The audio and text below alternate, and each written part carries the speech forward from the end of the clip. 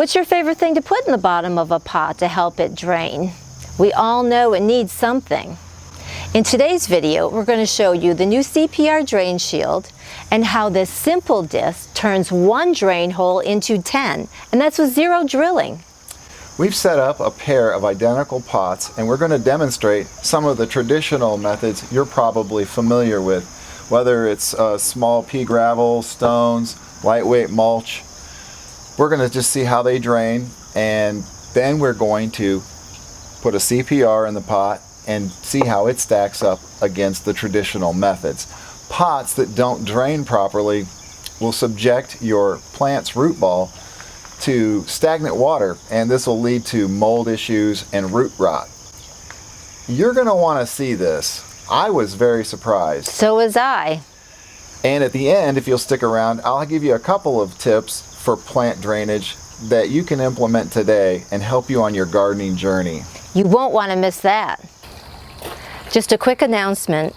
We're changing our YouTube channel to Corestone and our website to corestone.com. Okay, the first test that we have is just to verify that both of the pots are pretty much the same. I've got a cork in the bottom of each of the pots, and they're basically full of water, and we're going to pull the corks at the same time, and you can see how they drain.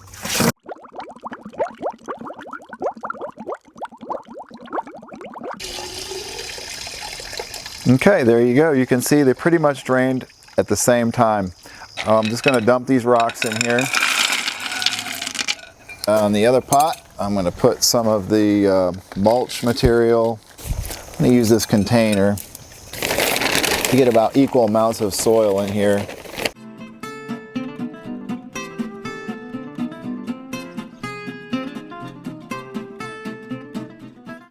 Here we go. Let's see how this goes.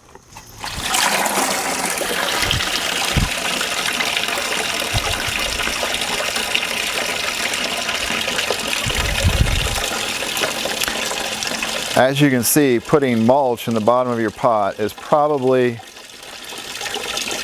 the last thing you want to do.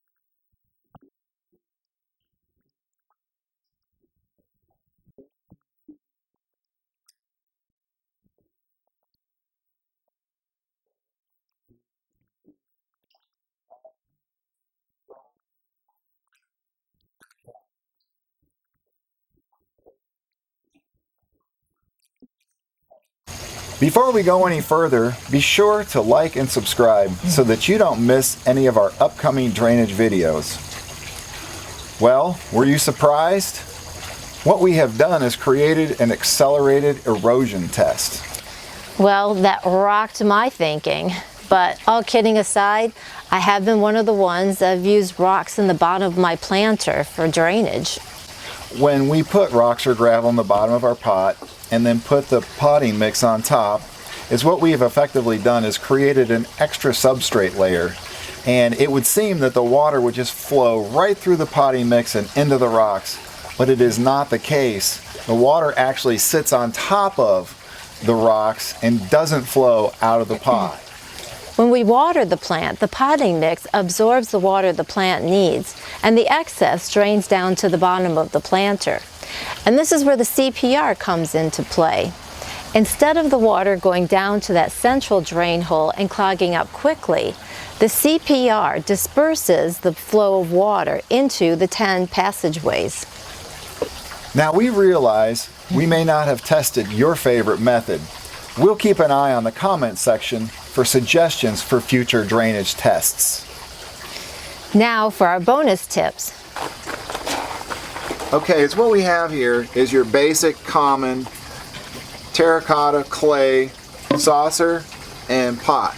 And if we just set this thing on here and add water, I want you to see what happens.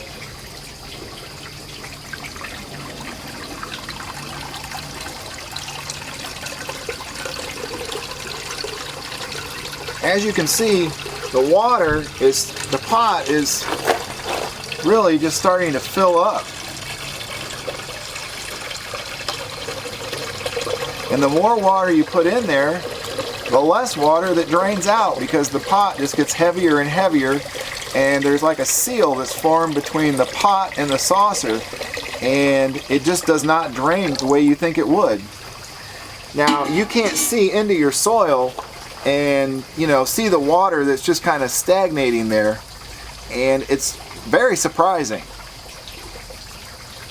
And as you can see, this water is just it's going down, but very slowly.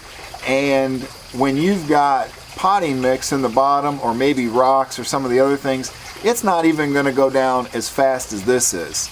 It's just going to continue to sit, causing your plant's root ball to sit submerged in water, basically drowning your plant. Get your pots up off the bottom of flat saucers, but it doesn't matter if clay breathes when the planter is holding the water. Set your pot on some stones in the saucer.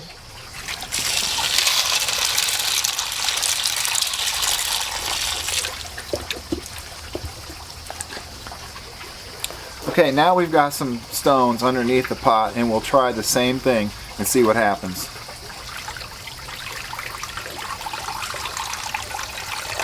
As you can see, as fast as I pour the water in, it's literally just coming right out of the bottom of the pot. And if I stop pouring, well, we'll let a little more water go in, and just so you can see. If I stop pouring, it's actually going out so fast it's created a vortex. You can see the pot drains quickly and efficiently. When you add the drain shield, is what you'll see is that it drains even faster. It doesn't even make sense.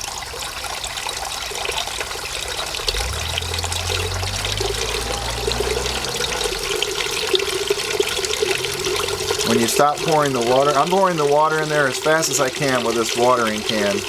And when I stop pouring the water,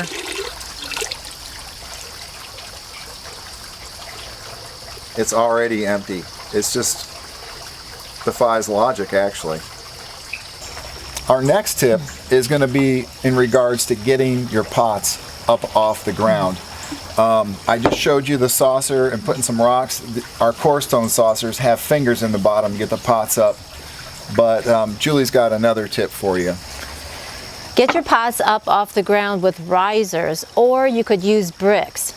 Just get them off the ground, whether they're on a deck or a patio or even in your garden beds. Anything that restricts the water flow is going to lead to bad things for the root system. As a matter of fact, when that pot is sitting on concrete, a deck, and it's just sitting right there, the water as it comes out actually creates a vacuum that prevents the water from getting out from underneath the pot and the surface. We hope that these tips have been helpful for you on your gardening journey and help you understand how important good drainage for your planters is. Please like and subscribe so you don't miss any of our upcoming videos, and we'll see you in the next one. Take care.